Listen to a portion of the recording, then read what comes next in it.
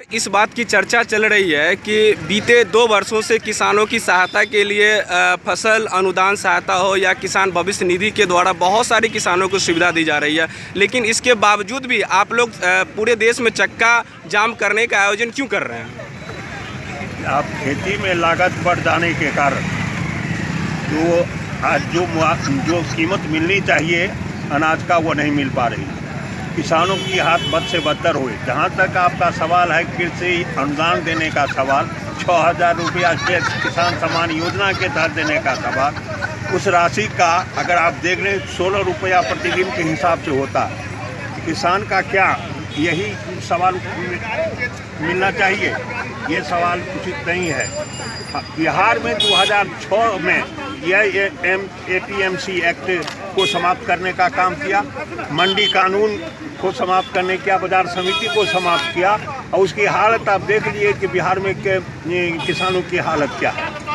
आज बेलगाम तरीके से खाद की कालाबाजारी हो रही है। 266 की यूरिया 350, 320, 330 में मिल रहे हैं। सिंचाई डीजल आज आपका मिल करके 80 रुपये डीजल लेकर के 150 रुपया 160 रुपया में प्रति घंटा से आज कृषि करते हैं। क्या होगा? 8 स्टेट ट्यूबवेल हमारे यहाँ है, उसमें आप बिजली पहुँची हुई है लेकिन 8 बूंद पानी नहीं निकल पा रही है। जल नल योजना देखते हैं, इतने करोड़ रुपये का खर्च हुआ, आज तक शुद्ध पेयजल की व्यवस्था नहीं हो पा रही है।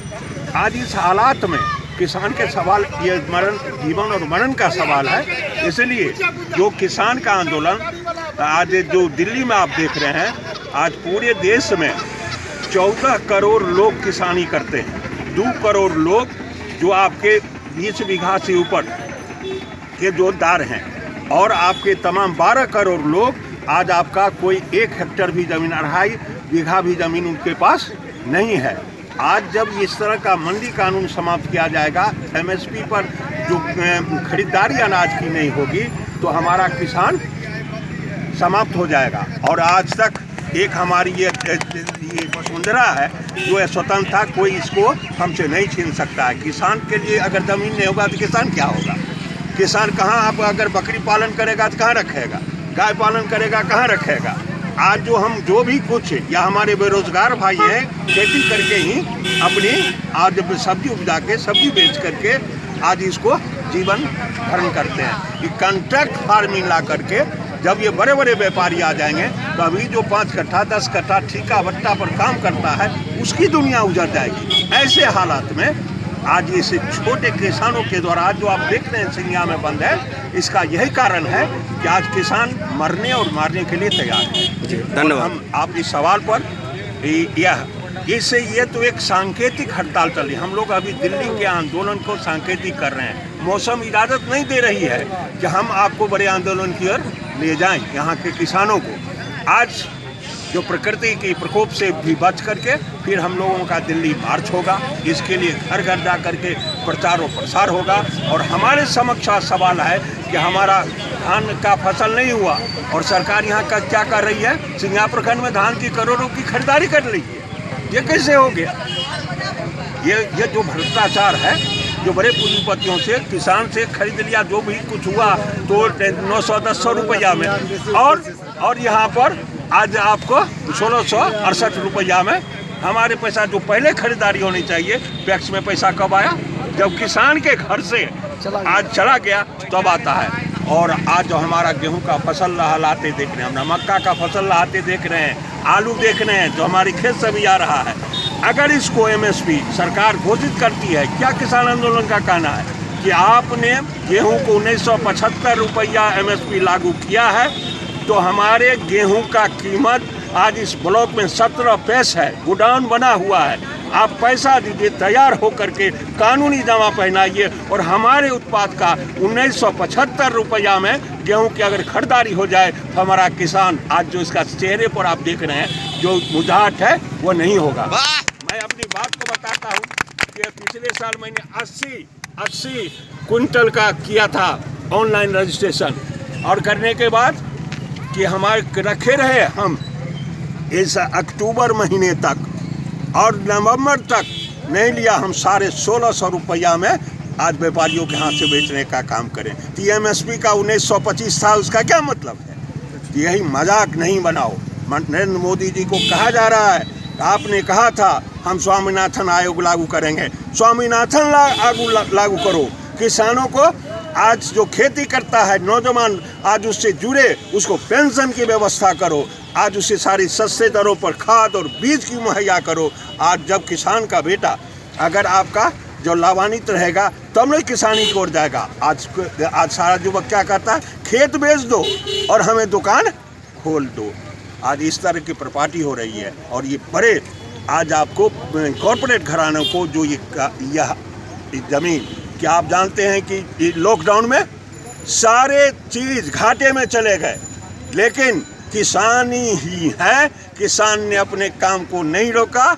लॉकडाउन था, हमने खेती की, हमने उत्पादन किया। हम आज आप आलू देख रहे हैं या आपका देख रहे हैं दलहन तेलहन, ये जो सारे चीज़ है, आज धान ये नहीं रुका। इसलिए सरकारी रिपोर्ट है कि यहीं पर 3.4% आज जीडीपी का मुनाफा केवल कृषि क्षेत्र में देख रहा है।